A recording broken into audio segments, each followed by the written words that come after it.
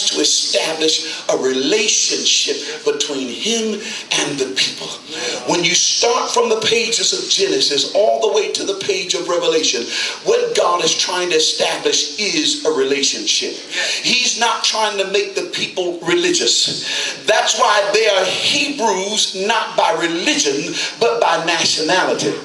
They're Israel because God changed their name. God didn't want them to have names like everybody else.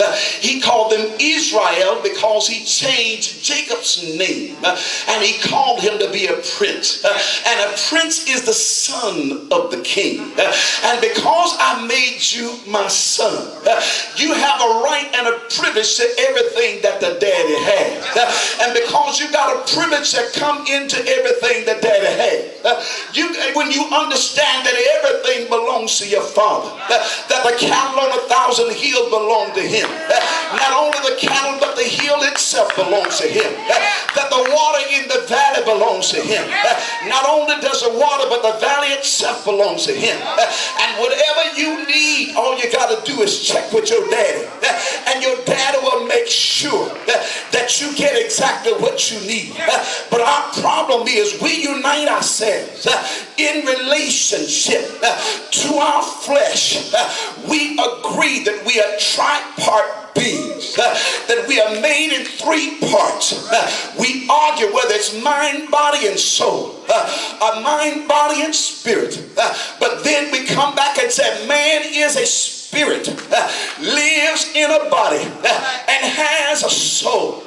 But isn't it interesting that we feed our body and we feed our soul, but don't feed our spirit? For it is your spirit that communes with God. God really doesn't deal with your flesh. It is your responsibility to deal with your flesh. That's why all you people that's overweight, stop asking God to help you get underweight and deal with your flesh. Deal with your appetite, the appetite of your flesh. The Bible said that those things that come against us, the lust of the flesh, the lust of the eyes, and the pride of life, we haven't learned to bring our flesh under subjection. We eat too much of the wrong stuff. We eat too much of the wrong information. We feed our eyes with stuff it should not see. We feed our ears with stuff it should not hear. We feed our bellies with things it should not desire.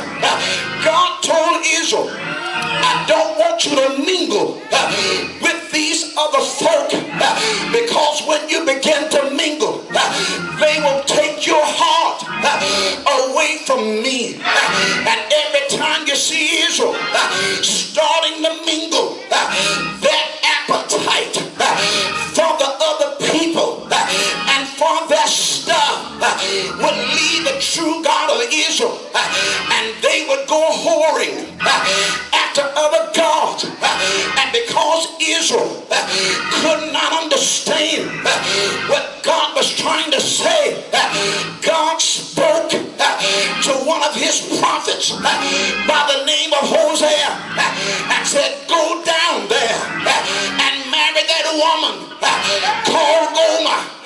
She's a prostitute. She sells her body to the highest bidder. But I want you to go down there and marry the prostitute.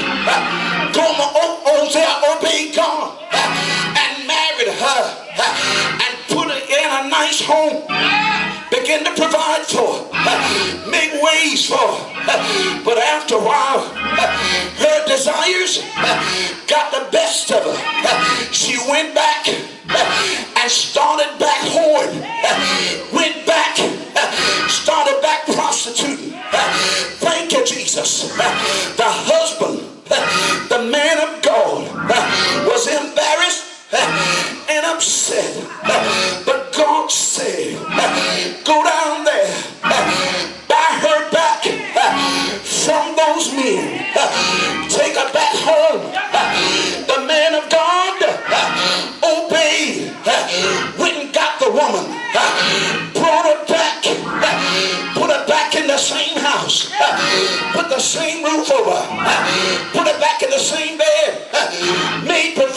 joy. But after a while, her desires took over again, and she left again. The point of the story that God wanted to say, "Oh, house of Israel, aren't you the same way? Look at everything that I've done for you, and yet you have played the role of the harlot. Everything that I have done, and now you turn your back on me." But can I tell you, in the 21st century, that the church, the problem with the church is we don't understand who we are and whose we are. If you really understand who your daddy is, look at somebody and say, "Who your daddy? Who your daddy?"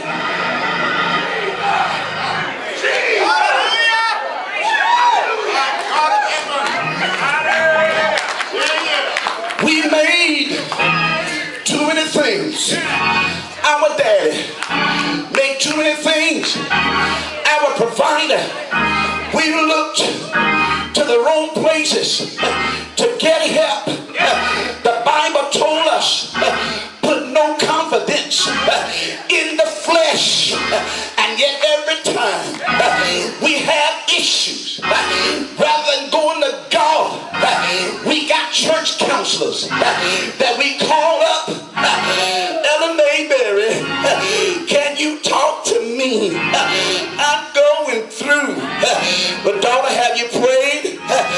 "I kind of prayed, but I just want to talk about it." We got church counselors that will want to tell our issues. "Brother Dan, can I talk to you about my marriage? You've been married longer than me. Can you help me in my marriage?"